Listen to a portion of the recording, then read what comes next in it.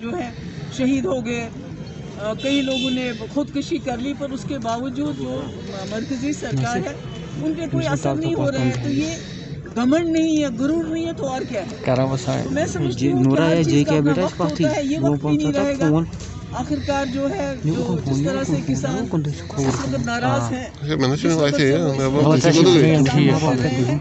मुझे पूरी उम्मीद है, और जो अभी हाल ही में रिजल्ट आ गए कई स्टेट्स के, कि आने वाले वक्त में लोग जो है अपनी नाराजगी का इजहार करेंगे, और जो बीजेपी की सरकार है उनको भी होश के नाखून लेना पड़ेगा।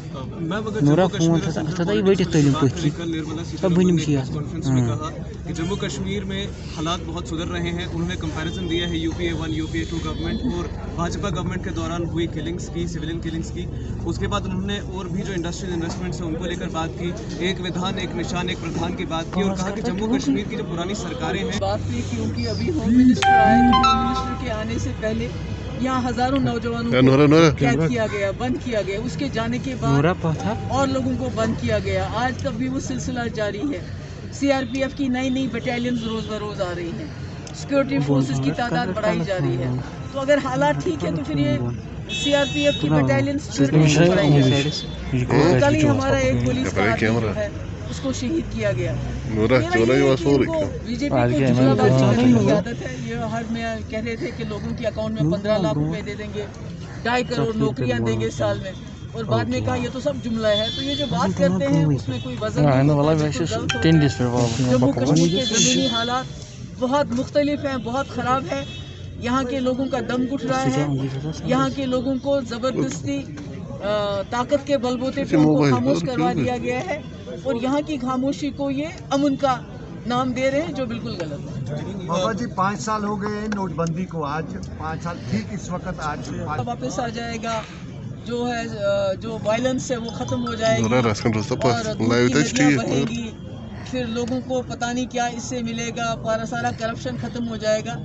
बल्कि इस वक्त तो पहले जितनी करप्शन कभी नहीं थी अब है, मगर बड़े सोफिस्टिकेटेड तरीके से करप्शन हो रही है। जैसे प्राइम मिनिस्टर केयर फंड, वो करप्शन नहीं है तो क्या है, जिसका आप लोगों को हिसाब नहीं देना चाहते। बहैसियत प्राइम मिनिस्टर आपके पास फंड है, आप उसमें जो है अरबों खरबों रुपया जमा है, उसका आप हिसाब नहीं, तो इससे बड़ी करप्शन क्या हो सकती है। सिर्फ यहाँ जो वेंटिलेटर पहुँचे वो डिफरेंट थे, बल्कि जो गुजरात में भी वेंटिलेटर थे और जगहों पे भी थे। 5 साल हो गए नोटबंदी को, आज 5 साल ठीक इस वक्त आज वापस आ जाएगा, जो है जो वायलेंस है वो ख़त्म हो जाएगी, और बहेगी, फिर लोगों को पता नहीं क्या इससे मिलेगा, सारा करप्शन ख़त्म हो जाएगा।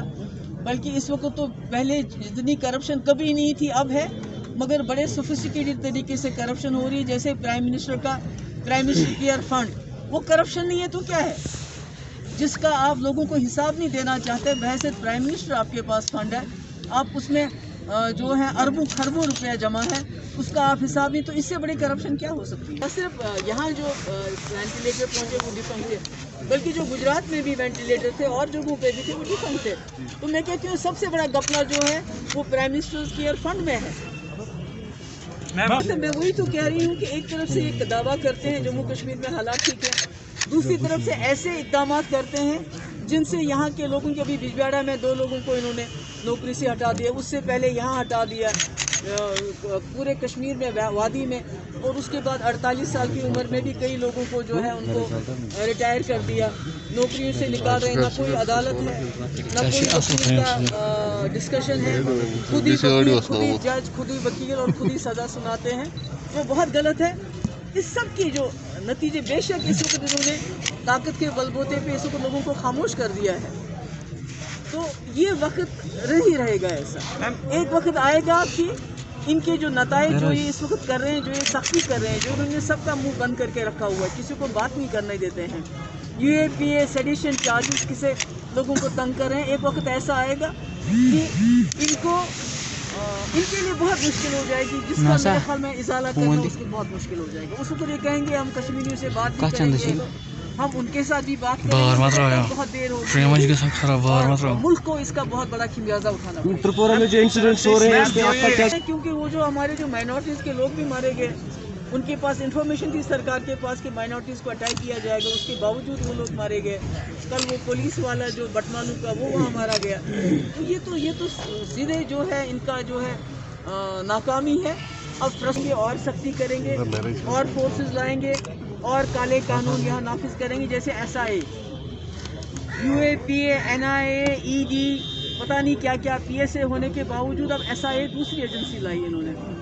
गर्ज ये है कि लोगों को तंग करना है, लोगों को किसी किस्म का आराम नहीं देना। जैसे मैंने अभी कहा, वो बेचारा वो शाहिद राथर, वो लड़का जो आर्मी की बात कर बहुत देर हो गई, मुल्क को इसका बहुत बड़ा खमियाजा उठाना पड़ेगा। त्रिपुरा में जो इंसिडेंट्स हो रहे हैं इस पे आपका क्या? क्योंकि वो जो हमारे जो माइनॉरिटीज़ के लोग भी मारे गए, उनके पास इंफॉर्मेशन थी सरकार के पास कि माइनॉरिटीज़ को अटैक किया जाएगा, उसके बावजूद वो लोग मारे गए। कल वो पुलिस वाला जो बटमालू का वो वहाँ मारा गया। तो ये तो सीधे जो है इनका जो है नाकामी है। अब ट्रस्ट की और सख्ती करेंगे और फोर्सेस लाएंगे और काले कानून यहाँ नाफिज करेंगे, जैसे SIA, UAPA, NIA, ED, पता नहीं क्या क्या PSA होने के बावजूद अब SIA दूसरी एजेंसी लाई इन्होंने। गर्ज ये है कि लोगों को तंग करना है, लोगों को किसी किस्म का आराम नहीं देना। जैसे मैंने अभी कहा, वो बेचारा वो शाहिद राथर, वो लड़का जो आर्मी का रहने वाला है, यहाँ शुपियन में मारा गया, वो जैनपुरा शुपियन में। और आज तक सरकार की तरफ से उस बेचारे गरीब के घर कोई नहीं गया है, मुझे भी नहीं जाने देते हैं, ना खुद जाते हैं। उसको अभी तक कोई कंपनसेशन नहीं, कोई इन्वेस्टिगेशन की बात तो दूर की है, जिस तरह वो मारा गया, मगर कोई उसके घर दो लफ्ज़ जो है हमदर्दी बोलने के लिए नहीं गया सरकार की तरफ से। तो यही तो हाल है पूरे जम्मू कश्मीर में।